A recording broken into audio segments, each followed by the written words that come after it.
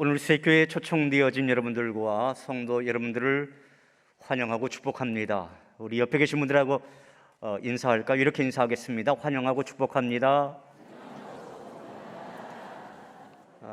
오늘 처음 오신 분들은 그리고 또 이 자리에 계신 성도 여러분들은 참으로 특별하신 분들입니다. 우리 하나님께서 여러분들을 미리 예정하시고 특별히 선택하셔서 오늘 이렇게 이 자리에 불러주셨기 때문입니다. 이 시간 우리 옆에 계신 분들을 축복하는 의미로 이 찬양 같이 한번 불러볼까요? 당신은 사랑받기 위해 태어난 사람. 이 찬양 한번 함께 불러보죠. 우리 옆에 있는 분 이렇게 서로 손을 내밀어서 가리키면서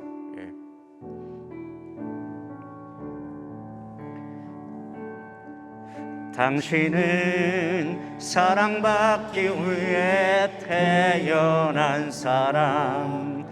당신의 삶 속에서 그 사랑받고 당신은 사랑받기 위해 당신은 사랑받기 위해 태어난 사람. 당신의 삶 속에서 그 사랑받고 있지.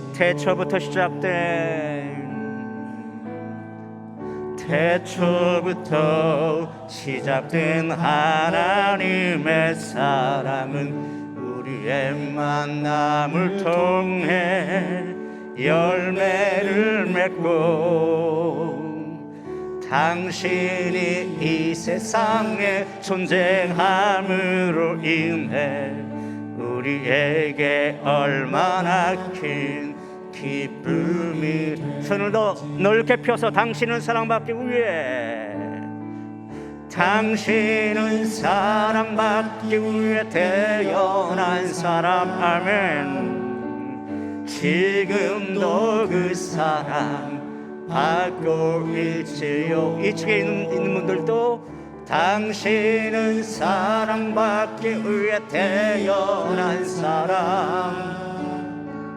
지금도 그 사랑 받고 있지요. 옆에 분을 위해서 한번 박수하죠. 오늘 이 자리에 모신 여러분들은 지금까지 정신없이 달려오셨을 것입니다. 직장에서 그리고 가정에서 그리고 자녀를 양육하는 데 있어서 최선을 향해 달려오셨을 것이고, 또한 여러분 모두는 꿈과 열정을 가지고 남에게 뒤처지지 않기 위해서 성공적인 또 인생을 살아가기 위해서 숨가쁘게 달려오셨을 것입니다. 오늘 우리는 하나님의 집인 이곳에 나오셨으니 지금까지 정신없이 달려오시던 그러한 삶, 그러한 발걸음을 잠시 멈춰두시고 여러분의 영혼을 한번 생각해보는 그런 시간이 되었으면 참 좋겠습니다. 우리가 지금 어디까지 왔는지, 그리고 앞으로 우리는 어디로 향해서 그 길을 가야 하는지 같이 깊이 생각해보는 그런 시간이 되었으면 참 좋겠습니다. 저는 많은 사람들을 만나고 이제 교제하면서 인생에 대해서 대화를 나누곤 합니다. 어떤 종교를 가지고 있습니까? 어떤 종교를 가지고 있느냐? 그렇게 물어보면요, 아주 많은 사람들이 이런 대답을 하더군요. 나는 종교를 가지고 있지 않습니다. 나는 무신론자입니다. 서슴지 않고 말하는 것을 보게 됩니다. 그런데 여러분, 무신론자라고 하는 그 말은요, 결코 자랑스러운 말이 아닙니다. 또 용감한 말도 아닙니다. 우리 인간에게는 무엇이 있느냐? 이 종교성이 있어요. 영혼이라고 하는 것이 있습니다. 이게 동물과는 완전히 다른 거죠. 여러분, 동물들이 뭐 종교성 가지고 있는 거 보셨습니까? 그 동물들에게 신에 대해서, 강아지에게 하나님에 대해서 그 말을 한들 그 강아지가 알아듣습니까?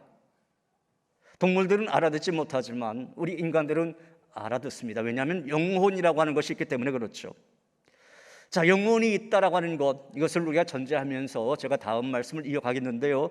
그런데 우리가 이 대목에서 또 조심해야 될 것이 있습니다. 그것은 종교다원주의의 유혹입니다. 이 시대를 살아가는 이제 포스트 모더니즘, 이 시대 속에서 이 종교다원주의라고 하는 것이 있는데, 그들이 주장하는 것이 무엇입니까? 구원에는 여러 가지 길이 있다. 즉 불교에도 구원이 있고 샤머니즘에도 구원이 있고 힌두교도 괜찮다, 이슬람교도 좋다, 모든 종교에 구원이 있다, 그렇게 주장을 합니다. 또한 우리는 비기독교인들로부터 아주 그럴듯한 이야기를 듣곤 하죠. 바로 이런 겁니다. 산 정상은 하나이지만 그 정상에 오르는 길은 여러 가지 그 길이 있는 것처럼 구원에 이르는 길은 다양하게 있는 것이 아니겠는가? 그런데 왜 기독교는 구원에 이르는 길이 오직 예수뿐이라고 그렇게 주장을 하는가? 그러한 지적을 받곤 합니다. 실제로 우리 기독교인들이 이런 공격을 받을 때 무척 당황스럽기도 합니다. 그런데 과연 여러분, 이 말이 옳은 말일까요? 제가 이 대목에서 한두 가지 이 대목을 지적을 하겠습니다. 우선 과연 모든 종교가 다 진리를 말하고 있는 것인가 라고 하는 문제입니다. 모든 종교가 다 진리를 말하고 있는 것인가? 여러분, 정말 아무 종교나 믿어도 구원을 받을 수 있다고 그렇게 생각을 하십니까? 힌두교처럼 원숭이나 소와 같은 동물을 신으로 받드는 종교를 믿어도 구원을 받을 수 있는 것일까요? 일본의 어떤 신사처럼 죽은 사람을 신으로 받드는 종교를 믿어도 이 구원을 받을 수 있는 것일까요? 하나님 나라 즉 천국에 갈 수 있는 것일까요? 분명히 그렇지는 않습니다. 종교가 말하는 진리라고 다 참 진리는 아닌 거예요. 절대 진리는 따로 있는 것입니다. 그래서 모든 종교를 상대화시켜서는 안 되는 것이죠. 세속적인 눈으로 보면요, 신부가 사찰에 가서 앉아 있고 스님이 미사하는 성당에 앉아 있으면 통 큰 사람처럼 보입니다.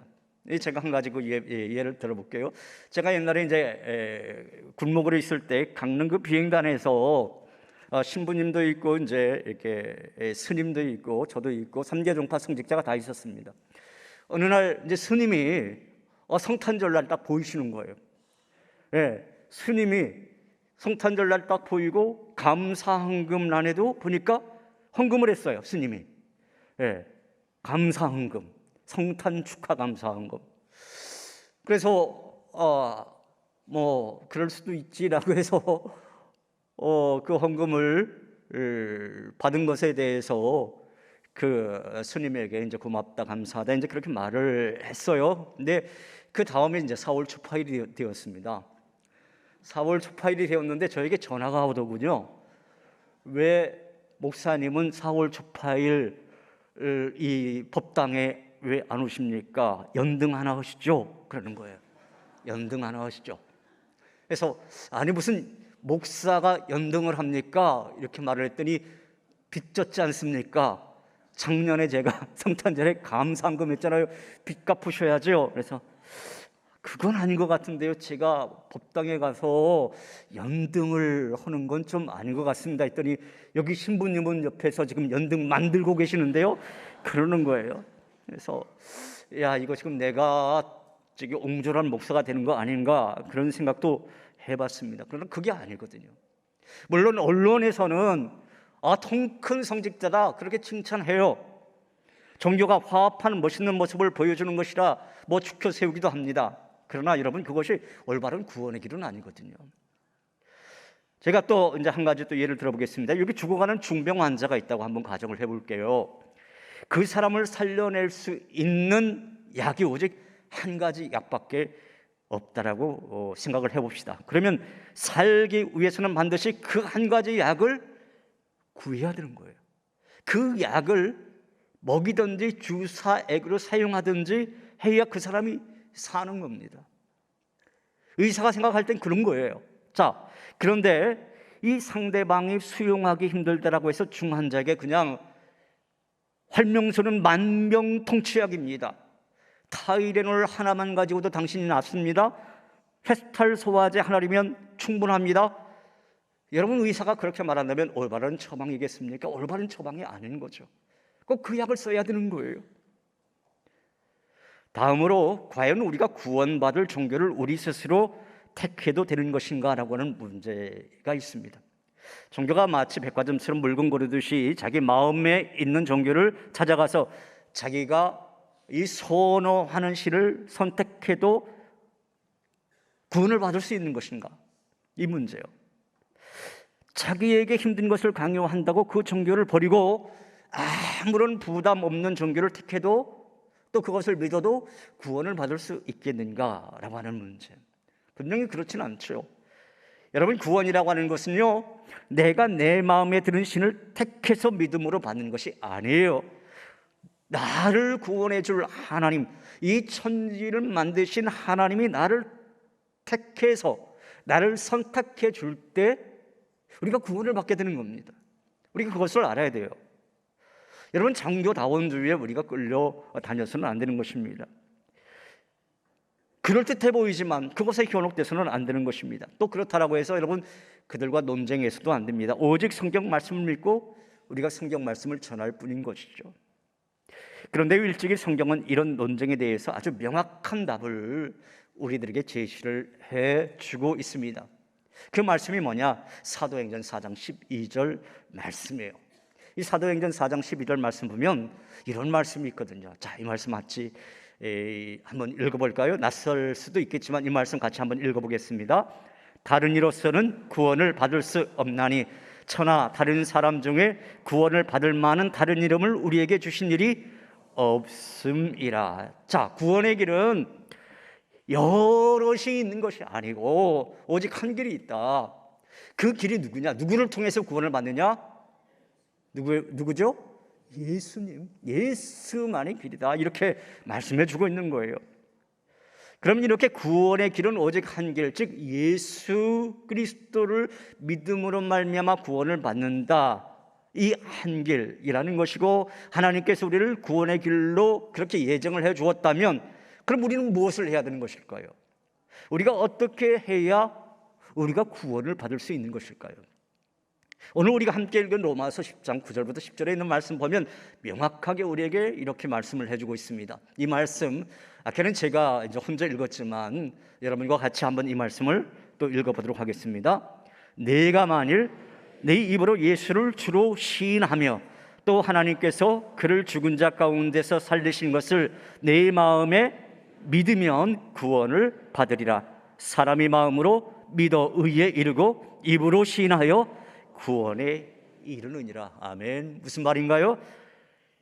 믿으면 구원을 받는다라고 하는 거예요. 믿으면 구원을 받고 믿고 시인하면 구원에 이르게 된다라고 하는 것입니다. 다시 말하면 우리가 예수 그리스도 그분을 나의 구주로 받아들이면 구원에 이르게 된다라고 하는 거예요. 자, 그러면 이 믿음이라고 하는 것이 무엇일까요? 여러분, 믿음. 우리가 구원받기 위해 가져야 할 믿음이란 과연 무엇일까요? 그것은 바로 예수가 나의 구주라고 하는 것을 믿는 믿음입니다. 한번 따라해 볼까요? 예수가 나의 구주라는 것을 믿는 믿음. 바로 그거예요. 그렇다면 이제 예수를 구주로 믿는다는 것을 보다 자세히 구체적으로 제가 두 가지로 여러분에게 말씀을 드리겠습니다. 첫째, 죄로부터의 구원에 대한 믿음입니다. 죄로부터의 구원에 대한 믿음. 이 마태복음 1장 21절에 보면 이런 말씀이 있어요. 아들을 낳으리니 이름을 예수라 하라. 이는 그가 자기 백성을 그들의 죄에서 구원할 자이심이라. 하나님께서 천사를 통해 요셉에게 전한 말씀이죠. 이 말씀 속에서 하나님께서는 유일하신 예수 그리스도를 이 세상에 보낸 그 이유에 대해서 이제 설명을 해주고 있어요. 그것은 뭐냐? 바로 하나님의 백성들을 그들의 죄에서 구원하시기 위해서 누구를 보내줬다고요? 예수를 보내줬다라고 하는 거예요. 예수를. 실제로 예수님께서 이 세상에 오셔서 하신 결정적인 일은 하나님의 백성들의 죄를 대속하기 위해서 십자가에서 못 박혀 죽으시고 그들을 죄에서 구원해 주신 그러한 사건이죠. 십자가의 사건. 여러분, 그렇습니다. 우리가 예수를 구주로 믿는다라고 할 때 그 믿음의 핵심 중에 핵심은 예수께서 나를 죄에서 구원해 주신 나의 주님이시다라고 하는 것을 믿는 거예요. 사실 우리가 신앙생활을 무기력하게 하는 이유 가운데 하나가 바로 예수님께서 나를 죄에서 구원해 주셨다는 하는 사실을 잘 모르거나 아니면 잊어버리고 살기 때문인 것이죠. 죄가 무엇인지, 죄의 권세가 얼마나 무서운지 이 죄로부터 구원받았다는 것이 과연 무엇인지 우리가 잘 인식하지 못하기 때문에 그런 거죠. 또 제가 한 가지 또 예를 들어볼게요. 실수로 죄를 범한 분이 여기 한 분이 있다라고 가정을 해볼게요. 이분은 죄를 짓고 이제 경찰에 체포되어서 구속을 당했습니다. 그리고 재판을 받고 이제 교도소에 수감되고 세월이 지난 다음에 출소를 했어요. 근데 출소를 했다면 자유범이 된 것 아니겠습니까? 그래서 이제 내가 바르게 한번 살아봐야 되겠다라고 하는데, 그런데 이 세상이 만만치가 않다는 거예요. 여러분, 꼭 꼬리표가 따라다니죠. 무슨 꼬리표입니까? 뒤에 전과자라고 하는 꼬리표. 죄의 권세가 얼마나 큰지 이 전과자라고 하는 그 꼬리표가 그를 일평생 괴롭히더라라고 하는 거예요. 성경이 말씀하고 있는 죄도 마찬가지예요. 성경을 보면 대초에 하나님께서 인간을 창조할 땐 죄 없이 창조했잖아요. 그러나 누가 죄를 짓습니까? 아담과 하와가 죄를 짓잖아요. 에덴 동산에서 행복하게 살고 있었는데 이 뱀의 유혹을 받아서 죄를 짓게 돼요. 하나님 말씀을 어기고 죄를 짓고 난 뒤에 그들의 삶이 어떻게 됩니까? 다 파괴가 되었습니다.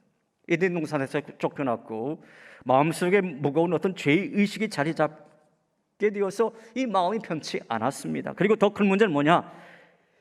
그러한 죄를 반복해서 짓더란 말이죠. 여러분, 아무리 착하게 살려고 할지라도 우리가 하루에도 몇 번씩은 죄를 꼭 짓잖아요. 우리가 죄라고 해서 재판받아 끌려갈 정도의 죄 아닐지라도 여러분 죄 짓지 않나요? 그렇잖아요. 툭하면 죄 짓잖아요. 밥 잘 안 먹는 그 자녀 보고 뭐라고 합니까? 저놈 쓰게 저거 죄 짓잖아요. 예. 멀쩡히 있는 남편 갖다 바가지 긁을 때도 있잖아요. 그죠? 그 죄잖아요. 그것도 어떻게 보면. 예. 그리고 운전하고 가다가도 여러분 죄 안 짓습니까? 짓잖아요. 예. 저도 죄 짓는 경우가 참 많이 있더라고요. 다 인간은요, 누구나 다 죄인인 거예요. 누구나 다 죄인. 자, 그런데 누구나 다 죄인이지만 그 죄의 문제를 어떻게 했습니까? 주님께서 십자가에 못 박혀 돌아가시고 이렇게 말합니다. 너희가 다 인간은 죄로 말미암아 죽을 수밖에 없다. 죄의 삭은 사망이다. 그렇지만 너희가 죄 없게 되는 길이 있는데 나를 믿으면, 즉 예수를 믿으면 죄 없게 해주겠다. 그게 기독교에서 말하는 구원관이에요. 여기 여러분들의 죄가 이렇게 그냥 새카맣게 기록되어 있는데 이거 내가 모른다 해주겠다. 그거예요. 여러분들이 여러분의 그 자녀라든지 손자라든지 잘못한 거 많이 있잖아요. 그런데 잘못한 거 다 벌합니까? 손자니까 내 새끼니까 눈 감아 주겠다. 이게 뭡니까? 이게 구원이에요. 이게 대속인 거예요. 대속. 예수 그리스도를 믿으면 우리의 어떤 그 죄의 문제가 해결된다라고 하는 것이죠. 우리의 삶의 문제가 해결된다라고 하는 것입니다. 저는 오늘 이 자리에 계신 모든 여러분들의 그 죄의 문제, 예수 그리스도를 믿음으로 말미암아 그 죄의 문제가 해결되고 결국 믿음으로 말미암아 구원을 받게 될 줄로 믿으시기 바랍니다. 둘째로 죽음으로부터의 구원에 대한 믿음입니다. 죽음으로부터의 구원에 대한 믿음. 요한복음 14장 1절부터 3절에 있는 말씀 보면 이런 말씀이 있어요. 너희는 마음에 근심하지 말라. 하나님을 믿으니 또 나를 믿으라. 내 아버지 집에 거할 곳이 많도다. 그렇지 않으면 너희에게 일렀으리라. 내가 너희를 위하여 거처를 예비하러 가느니 가서 너희를 위하여 거처를 예비하면 내가 다시 와서 너희를 내게로 영접하여 나 있는 곳에 너희도 있게 하리라. 이런 말씀이 있어요. 예수님께서 제자들에게 남긴 아주 귀한 말씀이지요. 예수님께서 저들을 떠나면서 장차 저들이 이 세상을 떠나서 천국에 거할 처소를 마련하기 위해 내가 떠나간다, 그렇게 말씀하고 있는 거예요.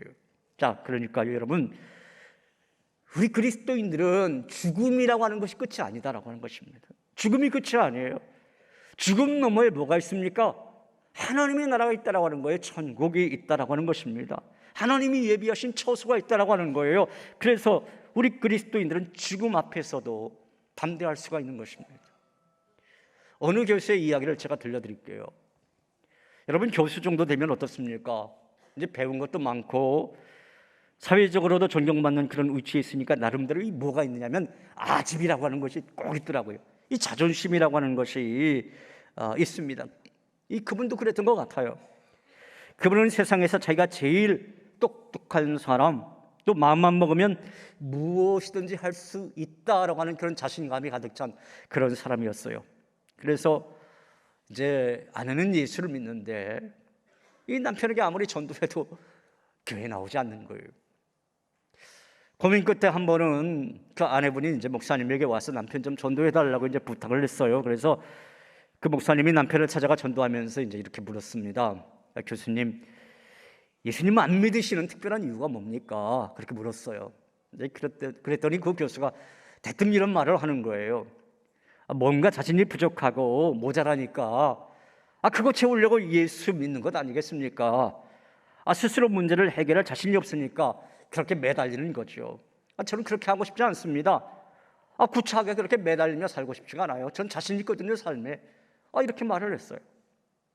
그런데요, 얼마 지나지 않아서 그 교수가 감기에 걸렸는데 금방 낫지 않는 거예요.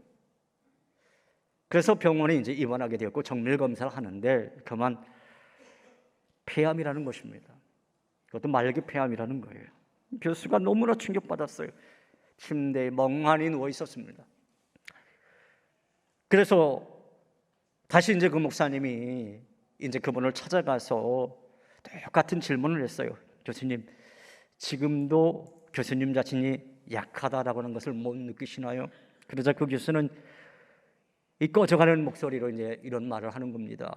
이제 와서 제가 생각해 보니 나는 참 바보 같은 삶을 살았습니다. 부끄러운 인생을 살아온 나고자 같습니다. 그리고는 드디어 복음을 들을 수 있는 그 마음의 문을 여는 거예요.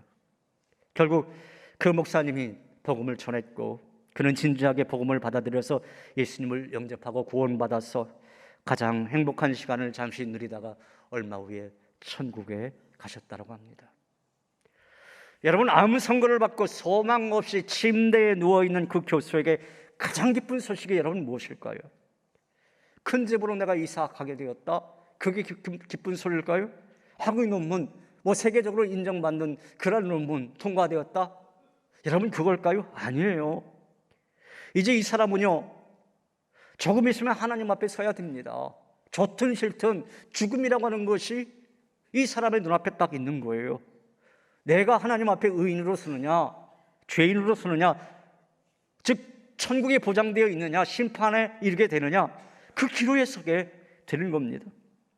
그러기에 이 사람의 가장 기쁜 소식은 뭐냐? 자기의 이 죄 문제를 해결받고 하나님 앞에 의인으로 설 수 있는 길이 있다라고 하는 것을 듣는 것, 이게 가장 기쁜 소식인 것이죠. 저는 목사로서 많은 교우들의 죽음 앞에 서 있는 것을 직접 목격하곤 합니다. 때로는 그분들의 최후의 순간을 함께 하기도 하죠. 저는 이제 그분들에게 말씀을 꼭 전합니다. 죽음을 맞는 그 순간 주님께서 이제 함께 하시니까 주님의 손 꼭 붙잡으라고, 또 끝까지 혹시라도 이제 하나님께서 네가 어떠한 이유로 이 천국에 이르게 되었느냐 물어보면 나는 예수 그리스도를 믿음으로 말미암아 이 천국에 올 수 있는 그런 사람 되었습니다. 그런 고백을 하라고 꼭 그런 말씀을 드립니다. 그리고 주님께서 부르실 때 할렐루야 외치면서 그 길을 가라고 그렇게 말하곤 합니다. 그리고 찬송을 불러드리죠. 저 높은 곳을 향하여 날마다 나아갑니다. 그 찬양 아니면 하늘 가는 밝은 길이 내 앞에 있으니, 그런 찬양을 꼭 불러드립니다. 그리고 기도를 해드려요. 주여, 이 영혼을 주님께 부탁드립니다. 감사하게도 그분들이 편안하게 주님의 부르심을 받곤 하는 것을 저는 보게 됩니다. 저는 이런 일들을 체험하면서 믿음이라고 하는 것이 얼마나 귀중한 것인가, 그리고 믿음이 얼마나 우리 인생에게 있어서 가장 가치 있는 일인가 생각해 보곤 했습니다. 여러분, 그렇습니다. 예수님은 우리를 죽음으로부터 구원해 주십니다. 죽음의 공포로부터도 우리를 구원해 주십니다. 그래서 우리는 주 안에서 복되게 살다가 주 안에서 평안하게 죽음을 맞이하게 되는 것입니다. 아까 이제 저는 오늘 이 말씀 안 드리려고 했었는데 이상호 집사님이 이제 그런 말씀하셨잖아요. 이제 목사님이 기적적인 그런 삶을 살고 있다라고 하는 것, 이미 우리 성도들은 잘 알고 있죠. 저는 죽어도 여러 번 죽을 수밖에 없었던 그런 사람입니다. 제가 지난 주일로 항암 200차 했습니다. 드디어 200차 했습니다. 우리나라에도 없는 기록, 세계적인 데이터도 없는 그런 데이터를 가지고 하나님의 사역을 하고 있습니다. 이렇게 할 수 있는 거 인간의 생각, 인간의 의지로 할 수 없습니다.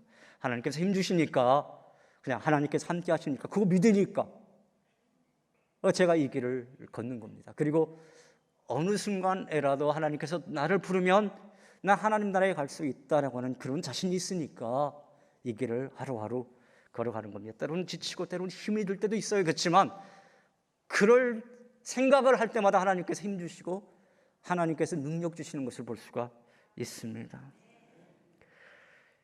여러분, 우리가 예수를 믿는다라고 하는 것은 우리 예수님께서 우리를 죽음으로부터 구원해 주신다라고 하는 것을 믿는 거예요. 우리를 이 세상을 떠나 저 천국으로 예비하신 그 처소로 분명히 인도해 주신다라고 하는 것을 우리가 믿는 겁니다. 사랑하는 여러분, 우리는 오직 예수님을 믿음으로만 구원을 받을 수 있다라고 하는 그 사실, 또 결국 죽음에서 구원을 받을 수 있는 것도 예수님을 굳게 믿어야 그 길을 걸어갈 수 있다라고 하는 사실, 여러분 믿으시고, 저는 오늘 이 자리에 모이신 여러분 모두가 다 그렇게 구원의 길, 생명의 길을 보장받는 그러한 은혜와 축복이 있기를 주님의 이름으로 축복합니다. 여러분, 우리 기독교는 고백의 종교예요. 사람들 앞에서 주님을 시인하고 받아들일 때 주님도 우리를 시인하고 알아주신다, 그렇게 말씀하고 있습니다. 여러분, 오늘 성경에는 마음으로 믿어 의에 이르고 입으로 시인하여 구원에 이른다, 그렇게 말씀하고 있어요. 자, 이 시간 한번 여러분 눈을 감아 보실까요? 눈을 감아 보세요. 그리고 한번 이 기도를 한번 따라해 보시기 바랍니다. 똑같이 한번 여러분 따라해 보십시오. 여러분 그 오른손을 한번 여러분의 그 가슴에 한번 이렇게 딱 품고요, 한번 따라해 보시기 바랍니다. 하나님, 저는 죄인입니다. 지금까지 저는 제 자신을 믿고 살아왔습니다. 지금 이 시간 저의 죄를 회개하오니 용서하여 주시옵소서. 예수님께서 저의 죄 때문에 십자가에 돌아가시고 부활하신 것을 믿습니다. 지금 이 시간 제 마음의 문을 엽니다. 예수님께서 제 마음에 들어오셔서 저의 구주와 주님이 되어 주세요. 이제부터 하나님 앞에 설 때까지 저의 삶을 인도하여 주세요. 예수님의 이름으로 기도하옵나이다. 아멘. 제가 한 번 더 기도하겠습니다. 하나님 아버지, 감사합니다. 영접하는 자, 곧 그 이름을 믿는 자에게는 하나님의 자녀되는 권세를 주신다고 하셨습니다. 이 시간 주님을 영접한 이들을 받아주시고 그 죄를 다 용서해 주시고 하나님의 자녀로 인쳐주시옵소서. 동이서에서 먼 것 같이 내 죄를 옮겼느니라, 다시는 내 죄를 기억하지 않겠다고 하신 그 말씀대로 우리에게 영생을 주시옵소서. 오늘 함께 기도한 모든 사람을 하나님 구원하여 주시옵소서. 새 생명을 얻게 하여 주시옵소서. 예수님의 이름으로 축복하오며 기도하옵나이다. 아멘. 이 시간 우리 함께 찬양할까요? 때로는 너희 앞에 어려움과 아픔이 있지만, 이 찬양하는데 한번 일어서서 찬양했으면 좋겠어요. 옆에 분을 한번 향해서 손을 좀 내밀고 또 손도 좀 잡아주고 그러면서 이 찬양 같이 한번 하죠. 때로는 너의 앞에 어려움과 아픔이 있지만 담대하게 주를 바라보는 너의 영혼. 너의 영혼 우리 볼 때 너의 영혼 우리 볼 때 얼마나 아름다운지, 얼마나 아름다운 너의 영혼 통해, 너의 영혼 통해 큰 영광 받으실, 큰 영광 받으실 하나님 찬양, 하나님을 찬양. 오 할렐루야. 너는 택한 족속이요, 너는 택한 족속이요, 왕같은 제사장이며 제사장이며 거룩한 나라, 하나님의 소유된 백성. 너의 영혼 우리 볼 때, 너의 영혼 우리 볼 때 얼마나 사랑스러운지, 얼마나 사랑스러운지. 너의 영혼 통해, 너의 영혼 통해 큰 영광 받으신 하나님을 찬양, 하나님을 찬양. 오 할렐루야. 너의 영혼 통해, 너의 영혼 통해 큰 영광 받으신 하나님을 찬양. 오 할렐루야.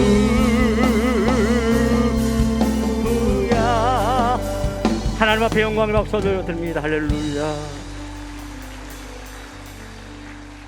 여러분 그대로 자리에 서신 채로요, 요한복음 6장 27절에 있는 말씀 보면, 진실로 진실로 너희에게 이르노니 믿는 자는 영생을 가졌느니, 이렇게 말씀하고 있어요. 영생을 가질 것이라고 그렇게 말씀하지 아니하시고 어떻게 말씀하셨다고요? 가졌다, 소유했다, 그렇게 말씀하고 있습니다. 오늘 여러분은 창조주 하나님의 아들을 나의 마음의 구세주로 모셔드리는 그런 놀라운 선물을 이미 받으신 겁니다. 이 선물 받을 자격 여러분은 없으셨는데요, 이건 하나님의 전적인 은혜의 은총입니다. 우리는 먼저 믿음이라고 하는 선물을 받은 겁니다.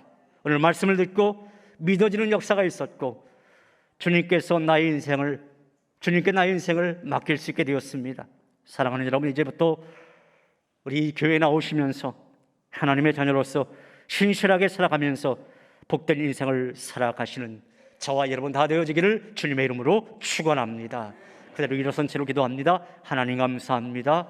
하나님의 백성 이 자리에 섰으니 하나님 저들의 삶 속에 늘 함께하여 주시고, 구원의 선물, 영원의 선물, 또 새 삶을 살아가는 귀한 은총 허락하여 주시옵소서. 예수님 이름으로 기도하옵나이다. 아멘.